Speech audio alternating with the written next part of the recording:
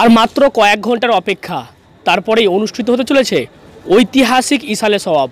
দাদা হুজুরের প্রতিষ্ঠিত সেই ইসালে সওয়াব, ঐতিহাসিক ইসালে সওয়াব উপলক্ষে গোটা ফুরফুরা শরীফ যেভাবে সেজে উঠেছে, সেভাবেই সেজে উঠেছে ফুরফুরা শরীফের মুখ্য নির্দেশক পীরজাদা তহা সিদ্দিকী সাহেবের নতুন বাড়ি। এই মুহূর্তে আমি রয়েছি সেই পীরজাদা তহা সিদ্দিকী সাহেবের নতুন বাড়িতে, এবং আমরা দেখানোর চেষ্টা করব একেবারে বিভিন্ন রকম এলইডি লাইট দ্বারা একদম সাজো রব। আজ থেকেই কিন্তু এখানে দেখতে পাচ্ছি প্রচুর পরিমাণে লোক দেশ বিদেশ থেকে তারা আজ থেকেই কিন্তু এখানে আসতে শুরু করেছে, এবং কাল শুরু হবে 21শে ফাল্গুন ঐতিহাসিক ইসালে সওয়াব।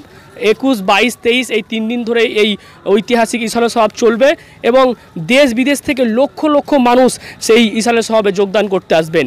এমনই একজনকে পেয়েছি। আপনি কোথা থেকে এসেছেন? আসাম থেকে, সাউথ সালমার ডিস্ট্রিক্ট থেকে। তো প্রতি বছরে আসেন এখানে? জি। আর মানে কি কি ইচ্ছা আছে, মানে কোন হুজুরের সাথে কোন হুজুরের সাথে দেখা করার বা কোন পীরজাদাদের সাথে দেখা করার, সাক্ষাৎ করার ইচ্ছা আছে? জি, মানে দাদা হুজুর পীর কাবলা সিদ্দিকের পুরজিয়াত করার জন্য আহিছোঁ। তাৰপিছত পীরজাদাৰ সৈতে মুছাফা কৰিবৰ জন্য আহিছোঁ, দোয়া নেবার জন্য আহিছোঁ। তো আজকে মানে আমরা ধরেন পাশি দুপুরবেলায় তো আসি, যাই হোক দেখি খুব ভালো লাগছে, যে ব্যবহারও খুব ভালো, যাক যেটা পুজ করি তখন মানে ওটা পাই। তো আমার একটু। কদিন থাকবেন? 3 দিনই থাকবেন? না, 3 দিন থাকবো আমরা। বুঝতে পারছেন, সুদূর আসাম থেকে কিন্তু ইসালে সওয়াবের আগের দিনই অর্থাৎ আজ রাতেই তারা চলে এসেছেন। কাল শুরু হচ্ছে ইসালে সওয়াব। তো সকলকে আমাদের ডিএনএন বাংলা দর্শকদের বলবো, আপনারাও যারা আসতে চান চলে আসবেন। আমরা দেখানোর চেষ্টা করব, ক্যামেরা পার্সনকে বলবো এদিকে দেখানোর জন্য যে কিভাবে পীরজাদা তহা সিদ্দিকের নতুন বাড়ি কিভাবে সেজে উঠেছে, আলোকসজ্জায় একেবারে এলইডি লাইট, এবং আমি দেখানোর চেষ্টা করব আজ থেকেই কিন্তু পরিষ্কার পরিচ্ছন্নতা সেটা করার জন্য কিন্তু এখানে কাজ চলছে। এবং এই যে জায়গা এখন আপনারা ফাঁকা দেখছেন, এই জায়গা কিন্তু কাল ভরে উঠবে লক্ষ লক্ষ মানুষের সমাগমে, এবং পীরজাদা তহা সিদ্দিকী সেই সমস্ত মেহমানদের কীভাবে পরিষেবা দেবে এবং ফুরফুরা শরীফ থেকে কি তাদের ব্যবস্থা নেওয়া হয়েছে, সেই সমস্ত বিষয় জানার জন্য আমরা চলে এসেছি পীরজাদা তহা সিদ্দিকী সাহেবের নতুন বাড়িতে। বাংলা নয়, সারা ভারতবর্ষের মানুষ এবং ভারতবর্ষের বাইরেও অনেক মানুষ জানে, আজ থেকে 129 বছর মুজাদ্দিদ জামান আমির শরিয়ত পীর আবু বকর সিদ্দিকী রহমাতুল্লাহ আলাইহি তিনি তার নিজের বাড়িতে 3 দিন ইসালে সওয়াব কায়েম করেন। যখন কায়েম করেছিলেন মাত্র 750 গ্রাম বাতাসা দিয়ে। তিনি নিজে বলেছেন, এবং আমরা মানুষকে বলি, এটা কোনো মেলা নয়, কোনো উরুস নয়। ফুরফুরা শরীফে কেন মানুষ আসে সারা ভারতবর্ষ থেকে, বাংলাদেশ থেকে, কিসের জন্য? ফুরফুরা শরীফে বাংলা 21, 22, 23 ফাল্গুন উনি বাংলা মাস ঠিক করেছেন। এই 3টে দিন লক্ষ লক্ষ মানুষ আসে 5 ওয়াক্ত নামাজ জামাতে আদায় করার জন্য। তার কারণ লক্ষ লক্ষ মানুষের একসঙ্গে জামাতটা আমাদের ইসলাম ধর্মের শরীয়তের তার বড় একটা পাওনা, সওয়াবের হকদার। মাগরিবের নামাজ হওয়ার পরে এখানে জেকের আজকের কাজ করা হয়, জেকের করানো হয়। ফজরের নামাজের পরে জেকের করানো হয়, মানে আধ্যাত্মিক শিক্ষা দেওয়া হয়। ইলমে জাহিরি, ইলমে বাতিনি। জাহিরিটা মানুষ বুঝতে পারে, বাতিনি হচ্ছে আধ্যাত্মিক যাকে বলা হয়, সেই শিক্ষা দেওয়া হয়। অন্য অন্য যে পীরদের দরবার আছে তার সঙ্গে এখানে মিশিয়ে ফেললে হবে না। অনেক জায়গায় পীরের দরবারে আমরা গিয়ে দেখেছি, মানুষ জানে, যেখানে বেশরিয়তি কাজ চলে, কাওয়ালি হয়, কবরের সেজদা, ফুল চড়ানো হয়, চাদর চড়ানো হয়, সিন্নি দেওয়া হয়, ধূপবাতি মোমবাতি জ্বালানো হয়। এখানে পুরো সব বন্ধ, একদম নিষিদ্ধ, কারণ শরীয়তে সব কিছু নাই।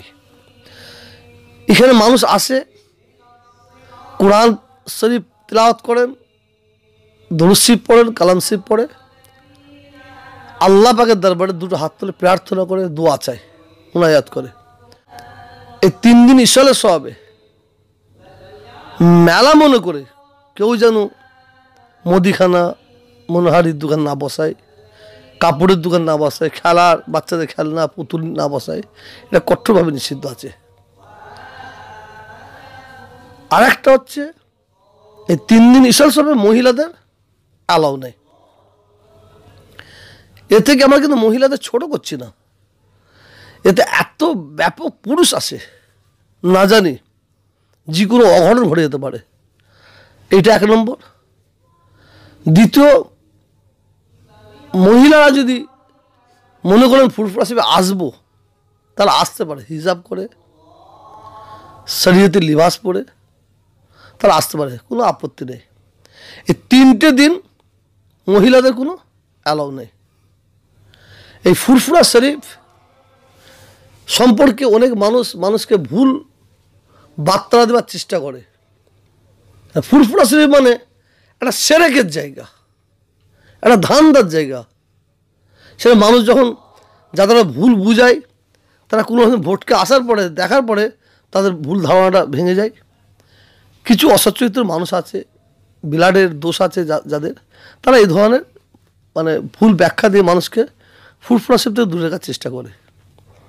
এই দেখলেন না, আজ থেকে 3 দিন আগে খুব বৃষ্টি, সবাই চিন্তিত, লক্ষ লক্ষ মানুষ আসবে, কি হবে। সত্যিকারেরই আমিও একটু চিন্তিত হয়েছিলাম, কিন্তু আমার মনের মধ্যে একটা জিনিস হয়েছে, যে দরবারকে, যে পবিত্র জায়গাকে মালিক কবুল করবেন, আল্লাহ কবুল করবেন, এবং সেই পবিত্র জায়গায় পবিত্র দরবারে লাখো লাখো মানুষ আসবে, তার দায়িত্ব আমাদের নেই।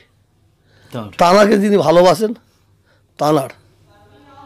এখানে সরকার ভিক্ষাস্বরূপ যে অনুদান দেয়, কিন্তু আমাদের ভক্তরা আমাদের নিজেদের এদিকে আমরা ছাড়িয়ে দিই। এবারে কত অনুদান দিয়েছে রাজ্য সরকার? এখন হিসাব নাই, খুব জোর হবে 30 থেকে 35 লাখ টাকা, এর বেশি কি হবে? 50 পার হবে না, এটা বলতে পারি। এখানে 50 পার হবে কি করে? এটা তো সংখ্যালঘুদের মাইনরিটি স্থান, এটা তো গঙ্গাসাগর মেলা নয়। আমি গঙ্গাসাগর মেলাকে হিংসা করছি না, গঙ্গাসাগর মেলায় এবারে 100 কোটি টাকা দিয়েছে। আমি মনে প্রাণে চাই, মুখে নয়, মনে প্রাণে চাই ওখানে 200 কোটি টাকা দিক, তীর্থযাত্রীদের যাতে কোনো অসুবিধা না হয়, তাদের সাহায্যের, তাদের কাজের জন্য দিক। কিন্তু তারাও মানুষ। গঙ্গাসাগরে এবছর 5 লক্ষ লোক হয়েছে কি সন্দেহ। 5 লক্ষ মানুষের জন্য এবারে 100 কোটি টাকা অনুদান দিয়েছে সরকার, ভাবার আছে। আর যে 5 লক্ষ মানুষ যে হয়েছে, 4,80,000 মানুষ কিন্তু অন্য রাজ্যের মানুষ। আর এখানে যদি 30 লাখ লোক হয়, 29,50,000 মানুষ হবে এই রাজ্যের মাইনরিটি। এখানে জাতি ধর্ম বর্ণ নির্বিশেষে সবাই আসে, এখানে কোনো ভেদাভেদ নাই। এই বাংলা সম্প্রীতির বাংলা, তো কোনো ভেদাভেদ নাই। কিন্তু যেভাবে তীর্থযাত্রীর জন্য করার দরকার কিছুই নাই, ভিক্ষা ছুড়ে দিয়েছে। জানে মুসলমানদের ভিক্ষা দিলেই এতে সন্তুষ্ট, কিন্তু চোখ তো ফুটছে, এর জবাব একদিন দিয়ে দেবে, সেটা অপেক্ষা করতে হবে। নিরাপত্তার দিক থেকে প্রশাসন কি ব্যবস্থা নিয়েছে? দেখেন, প্রশাসনের নিরাপত্তা এখানে দরকার নেই, একটা প্রশাসন, একটা পুলিশের দরকার নেই। কারণ মানুষ ধর্ম করতে আসে এখানে চিটিংবাজ, ধোঁকাবাজ, চোরটাও যারা আসে, তারা কিন্তু এখানে এসে সৎ হয়। কিন্তু পুলিশ প্রশাসনের কাজ করার দরকার আছে। কেন বাই চান্স কোনো অঘটন ঘটলে তার জন্য প্রশাসন দায়ী হবে। তো প্রশাসন কাজ করছে, ট্রাফিক কাজ করছে। এখানে 30 লাখেরও বেশি মানুষ আসছে, তো বাই চান্স যদি কেউ অসুস্থ হয়ে পড়েন, তার জন্য আপনারা কি ব্যবস্থা রেখেছেন? দেখেন, 30 লক্ষ বেশি মানুষ এখানে আসছে, শুনলে আপনারা হাসবেন, আমি মিথ্যা বলিনি, আপনারা যাচাই করতে পারেন। সরকারের তরফ থেকে একটা মেডিকেল ক্যাম্প নেই, আমি আপনার চ্যালেঞ্জ করে বলছি।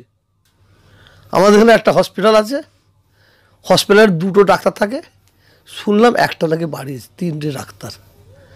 সরকারের তরফ থেকে একটা মেডিকেল ক্যাম্প করে যে কোনো মানুষ বিপদে পড়তে, অসুস্থ হতে পারে, কোন এনে 30 লক্ষ মানুষের জন্য মাত্র 4টে ফায়ার ব্রিগেড আছে। 30 লক্ষ মানুষের জন্য সরকারের তরফ থেকে 2টা অ্যাম্বুলেন্স আছে। আমি তোহা সিদ্দিকী, আমার নিজস্ব প্রায় 80টা অ্যাম্বুলেন্স আমি নিজে দান করে দিচ্ছি। এটা আমি দিচ্ছি, ঠিক আছে, 80টা অ্যাম্বুলেন্স আমার আছে, আমি দিচ্ছি। কিন্তু সরকারের কাছে, সরকার তো কর্তব্য, সরকারের নিজেদের কর্তব্য আছে। মানুষ আসবে, তাদের মানে এখানে সরকার অনুদান দিলে তার পয়সা পাবে না, রিটার্ন পাবে না বলে না কি, আমরা ঠিক জানি না। যাক, সরকার যতটা করছে করুক। আমরা ভারত স্বাধীন হওয়ার পর থেকে আজ পর্যন্ত কারো কাছে আমরা ভিক্ষা চাই না, চাইবো না, অধিকার চাই।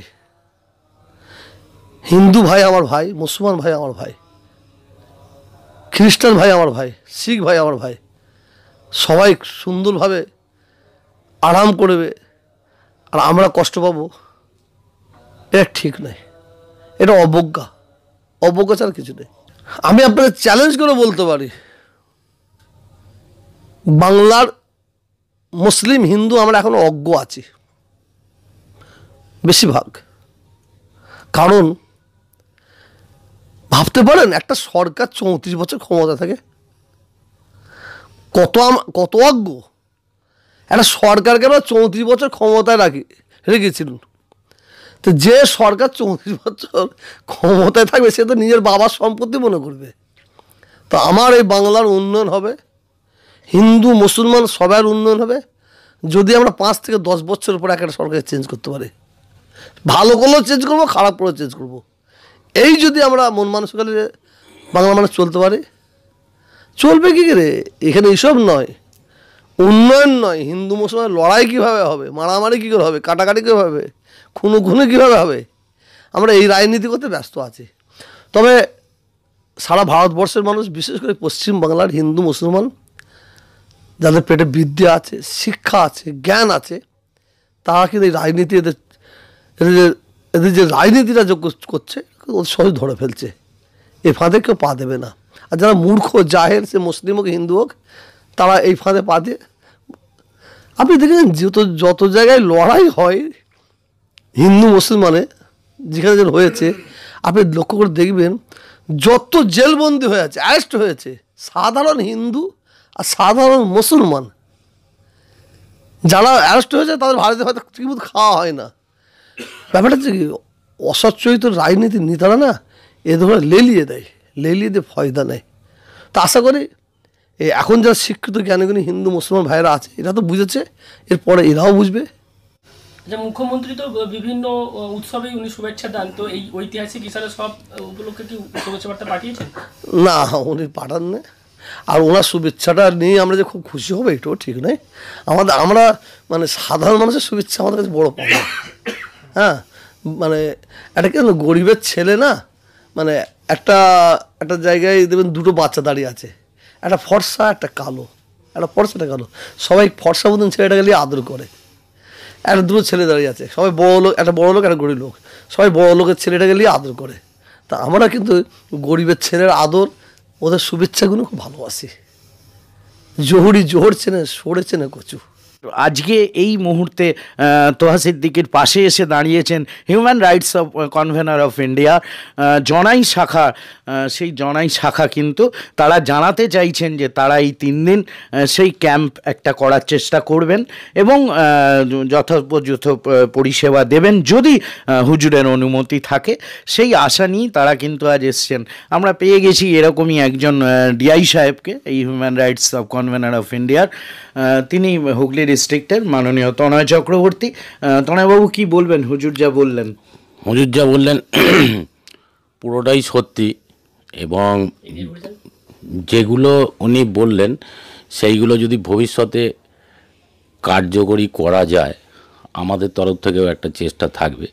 এবং আমরা একটা ক্যাম্প করছি যাতে এই 6, 7, 8 এই 3 দিন যাতে সেই জলের বা ডাক্তারের বা ভালো পরিষেবা আমরা যদি কিছু দিতে পারি, তাহলে আমরা আশা করছি যে এটা সাফল্যমণ্ডিত হবে। আমাদের তরফ থেকে আমরা human rights convenor of India district incharge আমি, প্লাস আমাদের যে 100 জন মেম্বার আছেন, ওনারা যথাসাধ্য চেষ্টা করবেন যাতে এটা সুষ্ঠুভাবে আমরা সমাধান করতে পারি।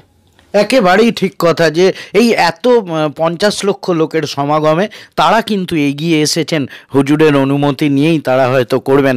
আর সেটা হয়তো এই পরিষেবাটা তুচ্ছ হলেও অন্তত হুজুরের এই এত বড় অনুষ্ঠানে একটা সামান্যতম উপহার হিসেবে থাকবে। ক্যামেরা এইচবির সাথে ডিএনএন বাংলার জন্য ফুরফুরা শরীফ থেকে অরূপ মৈত্র, হুগলি।